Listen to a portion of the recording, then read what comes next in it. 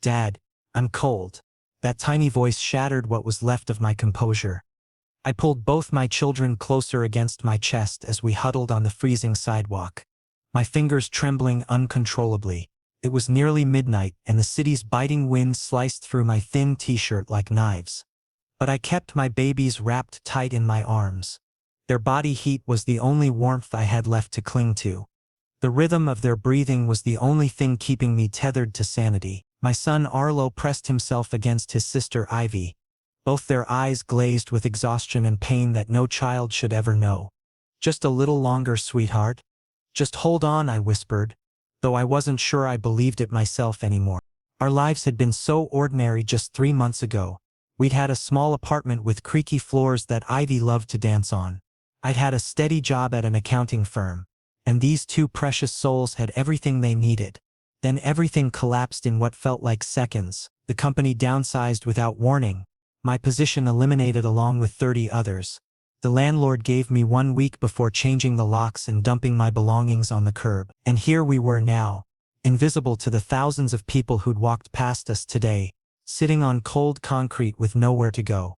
My phone had died 2 days ago. My wallet held exactly $2 and some change, enough for maybe one granola bar that would need to be split between 2 hungry children. Friends? They'd all disappeared the moment I couldn't meet them for drinks or contribute to group dinners anymore. "Dad, my stomach hurts," Ivy murmured, her small hand touching my face with heartbreaking gentleness. I looked down at her and felt something crack inside my chest. Her eyes still held that innocent trust that I could fix anything, that belief that her father would make everything okay. But what could I tell her? That single granola bar would barely take the edge off one child's hunger, let alone 2. "Tomorrow we'll have a real meal, baby girl. I promise," I said softly, pressing a kiss to her forehead. The lie tasted bitter on my tongue. I had no idea if tomorrow would bring anything except more cold concrete and emptier stomachs. That's when I noticed the car. A sleek black sedan, clearly expensive, its dark windows reflecting the streetlights as it slowed down near us. My heart started pounding harder. I tightened my grip on Arlo and Ivy instinctively. This time of night, in this part of the city, strangers in luxury cars rarely meant anything good. I'd learned to be invisible, to avoid eye contact, to make ourselves as small as possible. Maybe if I stayed perfectly still, whoever it was would just keep driving. But then the driver's door opened, and the man who stepped out made my breath catch in my throat for reasons I couldn't quite name. He was tall, probably over 6 feet, wearing a perfectly tailored black coat that probably cost more than 3 months of my old rent. His jawline could have been carved from marble, sharp and defined, and his eyes locked onto mine with an intensity that made me want to look away. There was something cold about his gaze, something assessing and completely emotionless, like he was calculating variables in an equation. I dropped my eyes to the pavement immediately. Maybe he'd realize we weren't worth his time. Maybe he'd decide we were beneath his notice and leave us alone. But his footsteps approached steadily, expensive shoes clicking against the concrete, and I could feel the weight of his stare. "You don't have anywhere to go?" His voice was deep and commanding, each word precise and clipped, like he was used to giving orders that no one questioned. It wasn't really a question, more like a statement he wanted confirmed. I shook my head without looking up. "No." The silence that followed felt heavy, stretching out for what might have been seconds or hours. Then I heard the rustle of fabric, the whisper of expensive material moving, and suddenly warmth enveloped my shoulders. Before my brain could process what was happening, his coat settled around me like a protective shield. The fabric was incredibly soft, still holding the heat from his body, and it carried a scent that was clean and masculine and somehow made me feel safer than I had in months. "Take it." I jerked my head up in shock, meeting his eyes for the first time. They were still cold, still distant, but his hand rested on my shoulder with surprising gentleness. Won't you freeze?" I managed to ask, my voice shaking. The night air was brutal and he was down to just his suit now. "I'm not as cold as you are." His tone was flat and matter-of-fact, leaving no room for argument. There wasn't any pity in his voice, no condescending charity, just a simple statement of truth. Who was this man? Why would someone who looked like he'd never known a day of hardship in his life stop for someone like me? I stared at him, trying to understand, trying to find the angle or the catch, but he just stood there, waiting, his expression unreadable. Arlo stirred against me, and Ivy's fingers clutched tighter at my shirt, both of them watching this stranger with wide, uncertain eyes. I should have been more cautious. I should have asked questions, demanded answers, protected my children from potential danger. But when you've been sleeping on frozen sidewalks for days, when your babies haven't eaten properly in longer than you want to admit, when you've reached the absolute bottom with nowhere left to fall, sometimes a warm coat and kind eyes are enough to make you take a risk. "Thank you," I whispered, pulling the coat tighter around myself and my children. The warmth was almost painful against my frozen skin, but it was the most wonderful pain I'd ever felt. He studied us for another long moment, his gaze moving from me to Arlo to Ivy and back again. Something flickered across his face, too quick to identify, before that cold mask settled back into place. Then he did something I absolutely didn't expect. He pulled out his phone, tapped the screen a few times, and turned it toward me. "Get in the car." My stomach dropped. "What? You heard me. It's going to get colder tonight. Your children need warmth and food. I can provide both." I said it like he was discussing a business transaction, completely clinical and detached. "I don't even know your name," I protested weakly, even as part of me desperately wanted to believe this was real, that someone actually cared enough to help. "Callum." He paused, then added, "And you're Kellen." I hesitated, then gestured to my children. "This is Arlo and Ivy." He nodded once, acknowledging the information, then looked back at his car. "You can trust me or you can stay here, but I'm not leaving you on this street tonight." Sitting inside his car felt like entering another dimension entirely. The leather seats were butter soft beneath me. The interior lighting was subtle and warm, and the heating system worked so perfectly that within minutes, both Arlo and Ivy had stopped shivering. They were bundled together in the back seat under a blanket that Callum had produced from somewhere, their eyes already drooping with exhaustion.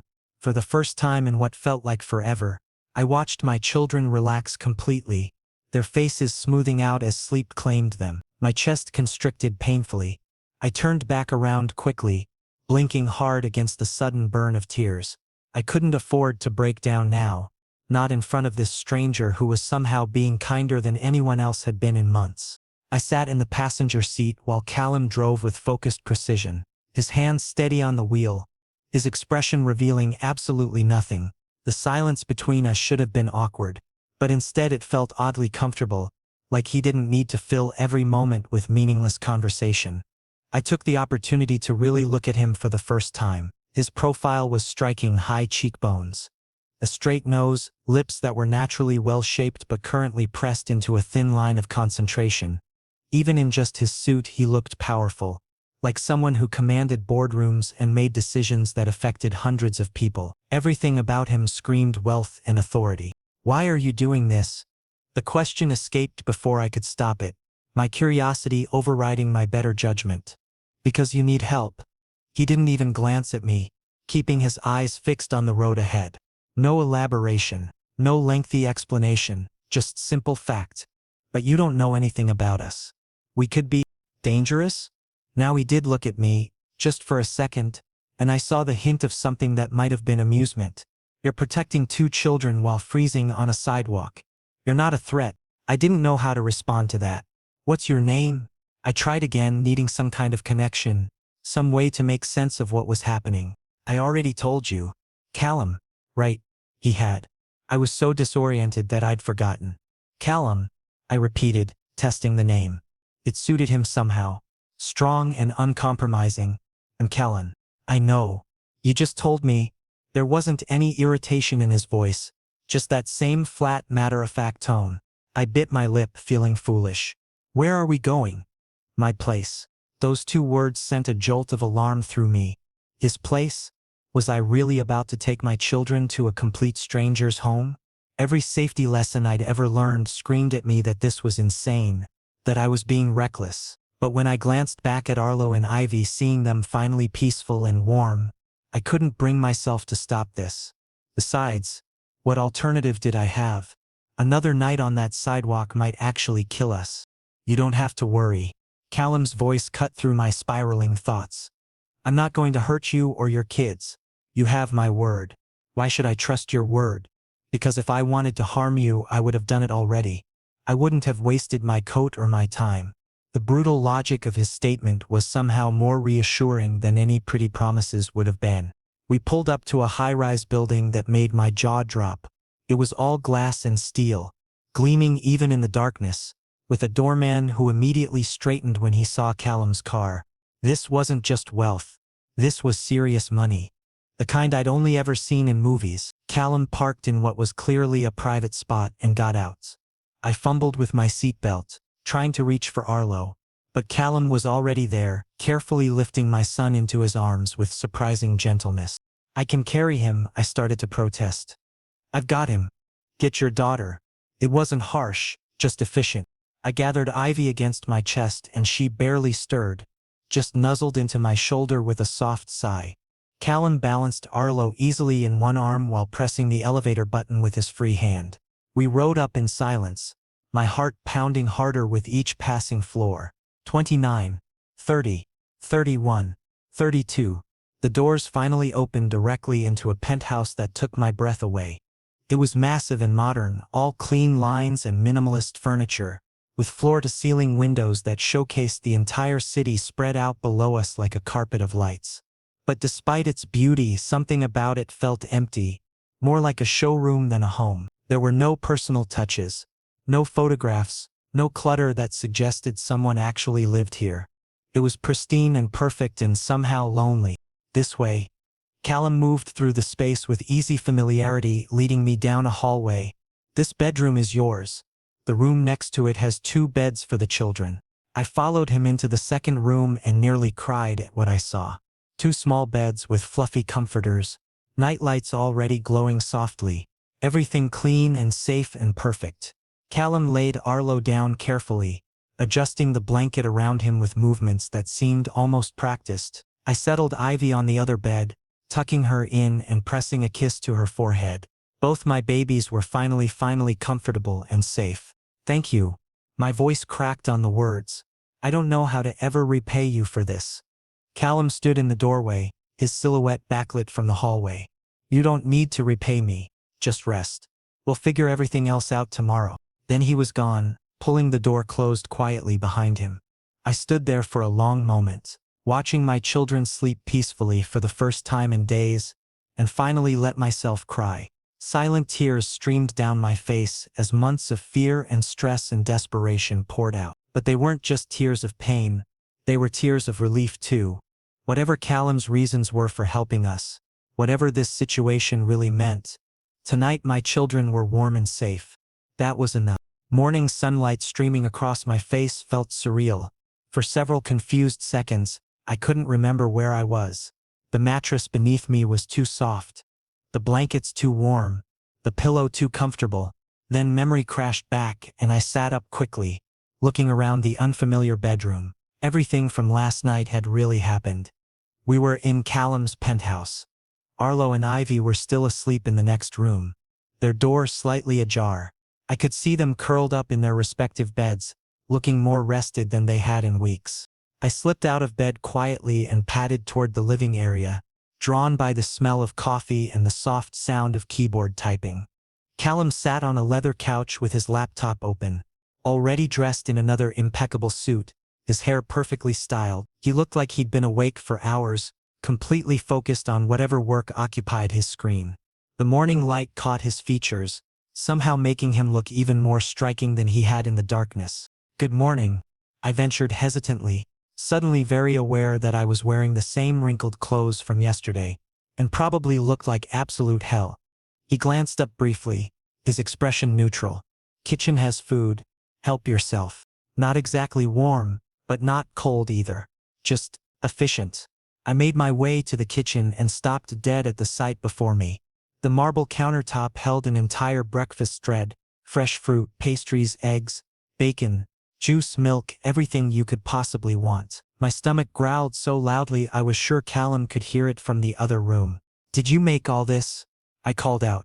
I had my chef prepare it early this morning, He said it casually, like having a personal chef was the most normal thing in the world. Maybe in his world it was. I stood there staring at the food, overwhelmed by the simple kindness of it. When was the last time anyone had thought about my needs, about my children's needs, without wanting something in return? I couldn't even remember. Swallowing hard against the lump in my throat, I fixed 2 small plates for Arlo and Ivy, then went to wake them gently. They were confused at first, disoriented by the strange room, but the moment they saw the food, their faces lit up with pure joy. We gathered around Callum's dining table, and I watched my children eat like they hadn't seen food in days, which wasn't far from the truth. Every bite they took felt like a small miracle. Callum emerged from his work area and sat at the far end of the table with his coffee, not eating but observing. His eyes tracked Arlo and Ivy's movements, studying them with that same unreadable expression. When Arlo accidentally knocked over his juice glass, sending orange liquid spreading across the table, I lunged for napkins, but Callum was already there. He cleaned it up with quick, practiced movements, his face showing no annoyance whatsoever. "Sorry," Arlo whispered, his eyes wide and worried. "Accidents happen," Callum replied simply, then returned to his seat. "Aren't you going to the office?" I asked, watching him settle back with his laptop. "I can work remotely today." He didn't elaborate, didn't explain why he'd chosen to stay home, but I noticed the way his gaze kept drifting toward the children, like he was making sure they were really okay. After breakfast, while Callum took a phone call in his study, I explored the penthouse more thoroughly. It was even larger than I'd realized, with multiple bedrooms, a home gym, and a library filled with books that looked unread. But everywhere I looked I saw the same thing, or rather didn't see. There were no photographs, no personal mementos, nothing that suggested who Callum really was beyond his wealth. The whole place felt like a beautiful, expensive shell with no heart inside it. His comment from last night echoed in my mind. I was alone once too. Later that afternoon, while Arlo and Ivy napped exhausted from their ordeal, I found myself wandering toward the floor-to-ceiling windows. The view was breathtaking. The entire city stretched out below like a miniature world. I heard footsteps behind me and turned to find Callum standing there. Jacket off now, sleeves rolled up to his elbows. It was the most casual I'd seen him, and somehow it made him seem more human. "Your home is beautiful," I offered, not knowing what else to say. "It's not a home." His voice was quiet but firm. "It's just a space I occupy." I frowned, turning to face him fully. "What do you mean? A home requires people, connections, life. This is just expensive real estate where I sleep and work." He stared out at the city view, his jaw tight. "I've lived here for 3 years. Not a single person has visited except for business meetings and staff." The loneliness in that statement hit me like a physical blow. "That sounds empty," he finished for me. "It is. It always has been." I took a step closer, drawn by the vulnerability I was finally seeing beneath his cold exterior. "Then why did you bring us here? Why help strangers when you clearly value your privacy?" Callum was silent for a long moment, his hands clasped behind his back as he continued staring out the window. When he finally spoke, his voice was softer than I'd ever heard it. "When I saw you on that sidewalk with your children, trying so hard to keep them warm and safe despite having nothing, I saw something I recognized: determination, love, the refusal to give up even when everything is falling apart." He paused, then added almost too quietly for me to hear, "I saw someone who was stronger than I've ever been." My breath caught. "Callum, I've never had anyone depend on me like your children depend on you. I've never had anyone look at me the way they look at you, like I'm their entire world. And when I stopped my car last night, I didn't plan to do anything more than maybe give you money for a hotel. But then I saw how you held them, how you gave them your warmth even though you were freezing." He finally turned to look at me, and for the first time, his eyes weren't cold at all. They were full of something raw and honest. I wanted to know what that felt like, to matter to someone. I didn't know what to say. This powerful, wealthy man who seemed to have everything was admitting that he had nothing that really counted. No connections, no warmth, no home in the way that truly mattered. "You matter," I said softly. "You mattered to us last night. You matter to us now. You saved our lives, Callum." Something flickered across his face: surprise. maybe, or disbelief. Like he couldn't quite accept that anyone would say such things to him. Before I could second-guess myself, I reached out and placed my hand over his. His skin was warm, his fingers strong, and he stared down at our joined hands like he'd never experienced such a simple gesture of connection before. "Stay," he said suddenly, urgently. "Not just tonight. Stay here, you and your children. Let me help you get back on your feet. Let this place finally be what it should have been all along." Several weeks had passed, and life had settled into something resembling normalcy. Callum left for the office each morning in his perfectly pressed suits. I spent my days caring for Arlo and Ivy, and evenings found us gathered around the dinner table like an actual family. But it was the small, unspoken changes that caught my attention most. The way our lives were quietly interweaving without any formal acknowledgement. One afternoon, I walked into the living room and stopped short. There, set up near the windows where the natural light was best, sat a brand new art table sized perfectly for children. Crayons, markers, colored pencils, and sketch pads were arranged neatly in containers, along with a small bookshelf holding picture books I'd never seen before. I hadn't mentioned wanting art supplies for the kids. Callum had simply noticed Arlo drawing on scrap paper with a broken crayon and taken action. "Uncle Cal, why do you keep bringing us things?" Ivy asked one evening with the blunt curiosity only children possess, looking up from the indoor slide that had mysteriously appeared in the spare room last week. Callum paused in the doorway, his briefcase still in hand from work. For a moment his carefully controlled expression flickered with something uncertain. "Because I like seeing you happy," he answered simply, his voice quieter than usual. The honesty of it struck me silent. Before I could process what was happening, Ivy launched herself at him, wrapping her small arms around his legs in an enthusiastic hug. Callum went completely rigid, his free hand hovering awkwardly in the air as if he'd forgotten how physical affection worked. But then, slowly, carefully, he set down his briefcase and placed his hand on top of Ivy's head, giving it a gentle pat.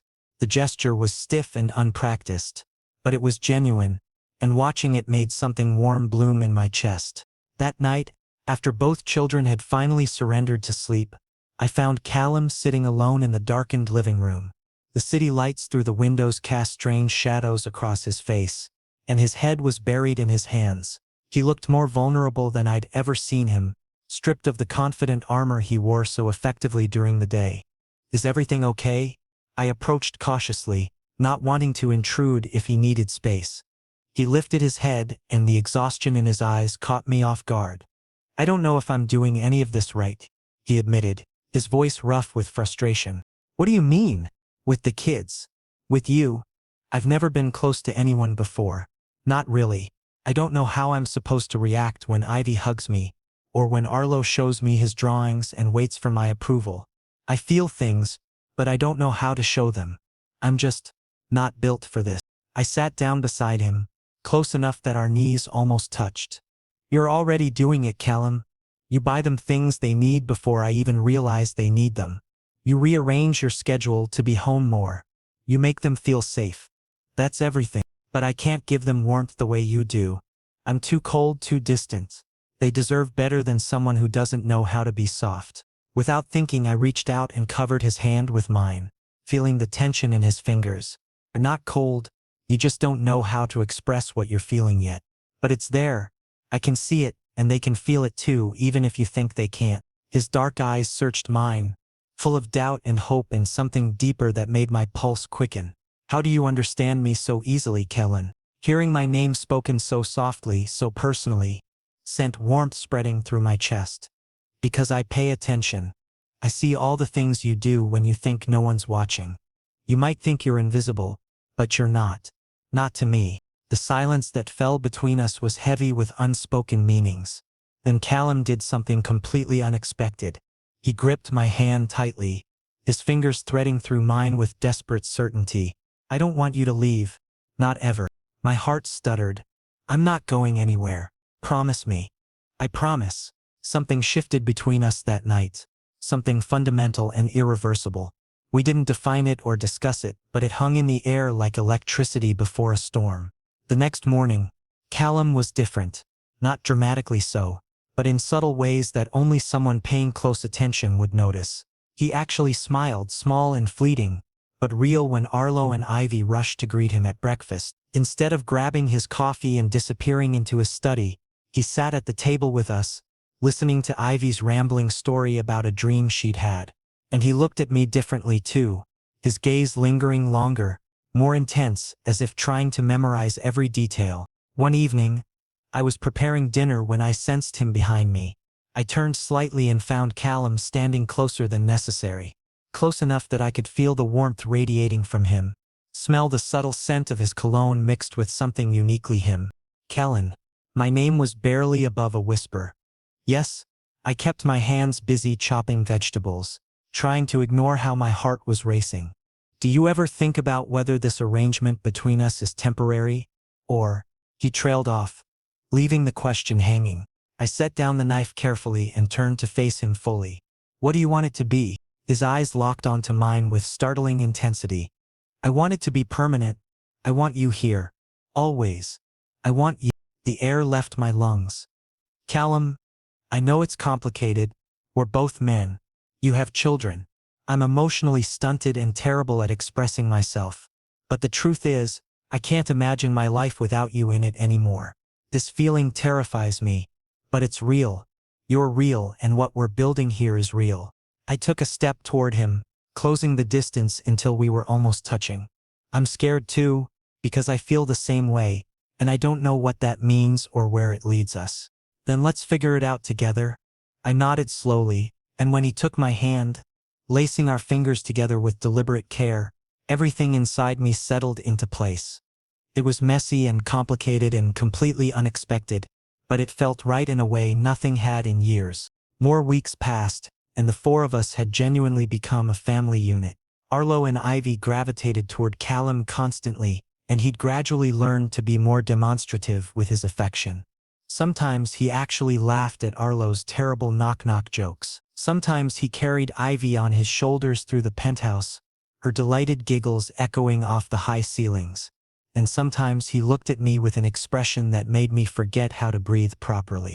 But the outside world still existed, and lately it had been creeping back into my consciousness.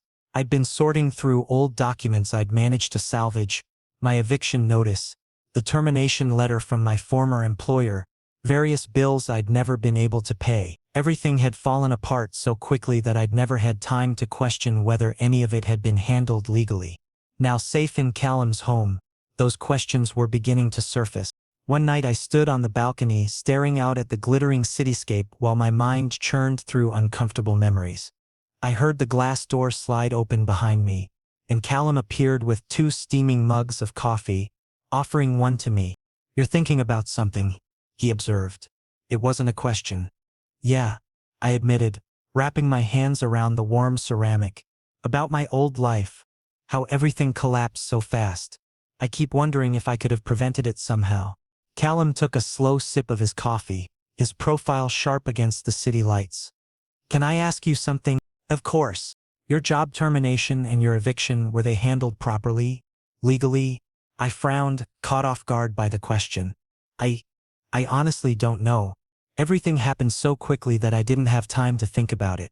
One day I had a job and an apartment, and the next day I had neither. Something calculating flickered in Callum's expression, the same look he got when solving complex business problems. I need details, the name of your employer, your landlord's information, dates, everything you can remember. Why? Because if you were wronged, you deserve answers, and possibly compensation. I stared at him. Callum, you can't. I'm going to contact my legal team. Discreetly. You won't have to do anything. I can't ask you to take on more responsibility for me. I've already imposed enough. He cut me off with a look that was almost stern. Kellen, stop. You're not a burden or an imposition. You're mine now, and I protect what's mine. The possessiveness in those words should have bothered me. Instead, they sent a thrill of something warm and secure through my entire body. I didn't respond verbally, just held his gaze while something unspoken passed between us. The distance that had always existed between us, emotional more than physical, seemed to shrink with each passing moment. The next morning, Callum was busier than usual. I could hear him on phone calls in his study, his voice taking on that commanding tone he used for business. He didn't leave for the office, choosing instead to work from home, and I suspected it was because he didn't want to leave me alone with my thoughts. I tried not to disturb him, keeping Arlo and Ivy occupied with quiet activities. Around noon, while the children were napping, Callum called me into his study. He'd spread several documents across his massive desk, all marked with official-looking letterheads and legal jargon. "Look at this," he said, gesturing to the papers. I leaned over the desk, scanning the contents. Contracts, employment records, building codes, and most importantly, evidence clear. Documented proof that my former employer had terminated me without proper cause or procedure. Evidence that my landlord had disposed of my belongings illegally, without following proper eviction protocols. "How did you get all this?" I asked, stunned. "I have resources. When I want answers, I get them." He said it matter-of-factly, as if mobilizing an entire legal team was a casual Tuesday activity. "Your employer violated multiple labor laws. Your landlord broke at least 4 housing regulations. You have grounds for substantial legal action against both parties." I felt overwhelmed, the weight of vindication mixing uncomfortably with months of suppressed anger. "You did all this for me?" Callum stood from his chair and moved around the desk until he was directly in front of me. "Yes.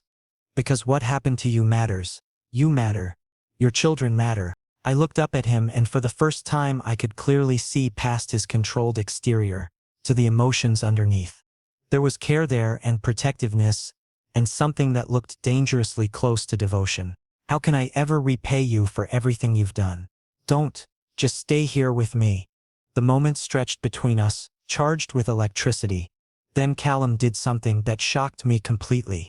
He took my hand and brought it to his lips, pressing a gentle kiss to my knuckles. The gesture was old-fashioned and intimate and completely unexpected from someone so modern and reserved. I'm sorry if that was inappropriate. I couldn't stop myself. I couldn't find words.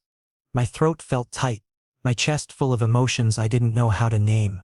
But then I smiled. Probably the most genuine smile I'd managed since before everything fell apart. It wasn't inappropriate. When he pulled me into his arms, holding me properly for the first time, I felt something settle deep in my bones. This wasn't just shelter anymore. This wasn't charity or temporary assistance. This was home, found in the embrace of a man I'd met on the worst night of my life. A man who'd proven to be so much more than his cold exterior suggested.